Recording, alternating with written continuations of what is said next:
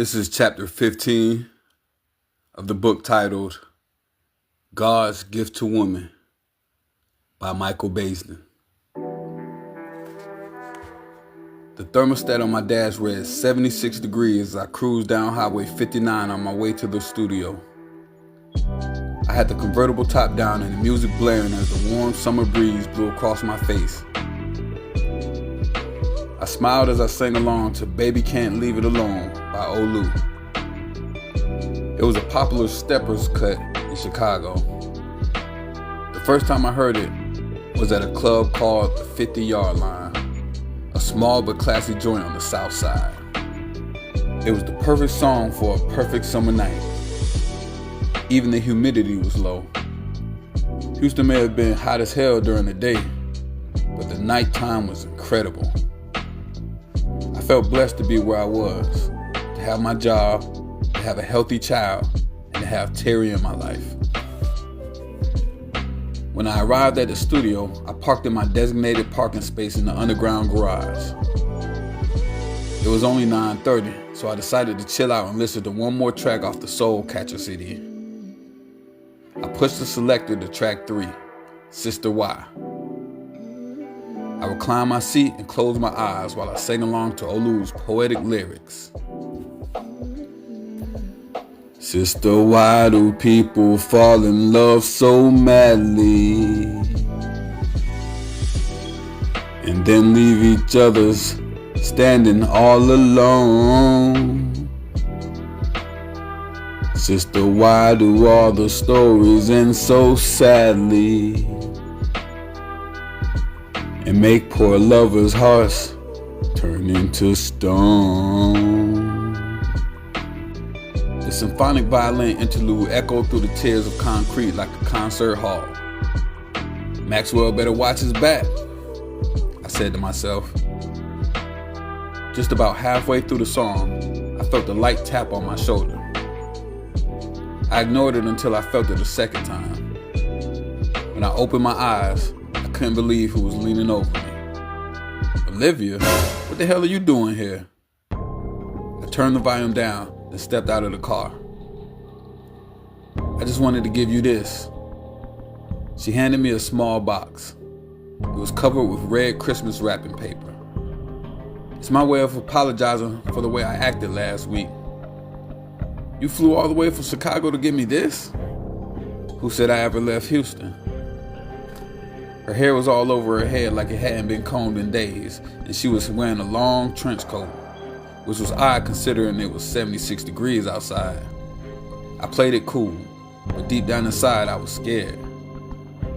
I didn't know what she was capable of. Olivia, I have to go to work. My show starts in 20 minutes. Don't you think I know what time your show starts? I've been listening to you every night. Then you should know I don't have time for this drama. I didn't come here to bring drama. I just wanted to give you this before I left for Chicago tomorrow. What is it? Open it and find out. I figured the best thing to do was to open the box and get it over with. I peeled the paper off and lifted the top. Inside was a small royal blue pillow covered with packing paper. There was a long rope attached, which I assumed was used to hang it on a hook or doorknob. On the front were embroidered white letters that read, "The princess is sleeping." When we first met, you called your daughter Princess, Olivia said. I thought she might like it. Thank you, Olivia. Now I have to go. I'm running late. I put up the convertible top on my rental car and locked the doors.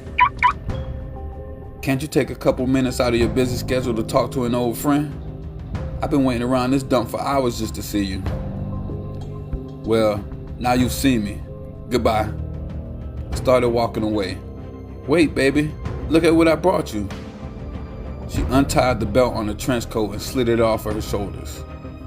When it fell to the ground, I damn near lost my breath. She was buck naked.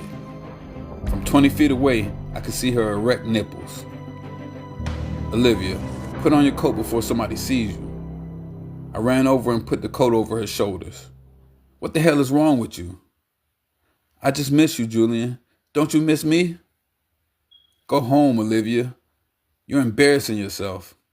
Fuck these country-ass people, she shouted. I came here to see my man. Your man?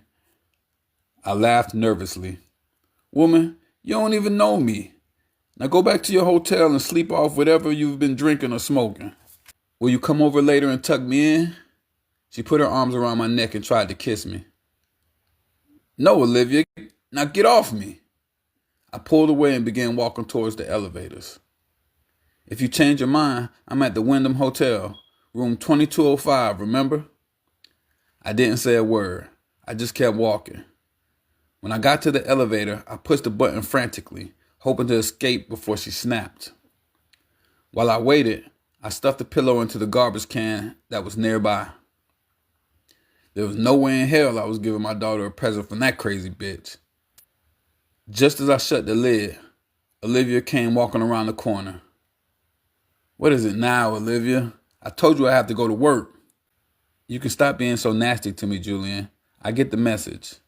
You don't want to be with me, and I have to accept that. She was strangely calm. I promise you I'll never bother you again. All I want is a hug, and then I'll leave. How about a handshake instead? No, it's got to be a hug, she said. Call it closure. When the elevator door opened, my first impulse was to jump inside and close the door in her face. But for some strange reason, I felt sympathetic towards her. Maybe it was my guilty conscience. In an odd way, I needed closure too. Okay, but after I give you this hug, you got to promise to leave. I promised to God and hope to die. She crossed her heart with her hand. I didn't like the way that sounded, but I let it slide. I gave her a kiss on the cheek and a church hug. She moaned. I'm really going to miss you. I hope we can at least be friends. Sure, Olivia, but let's make that long distance friends. In other words, don't call me. I'll call you. I understand, Julian. It won't happen again. Have a great show tonight. I'll be listening. After I boarded the elevator, I held the door open and watched her walk off into the night. As the elevator's door shut, I tried to convince myself it was over. I really wanted to believe that, but Olivia walked away too quietly, too calmly. That is the end of chapter 15. Stay tuned.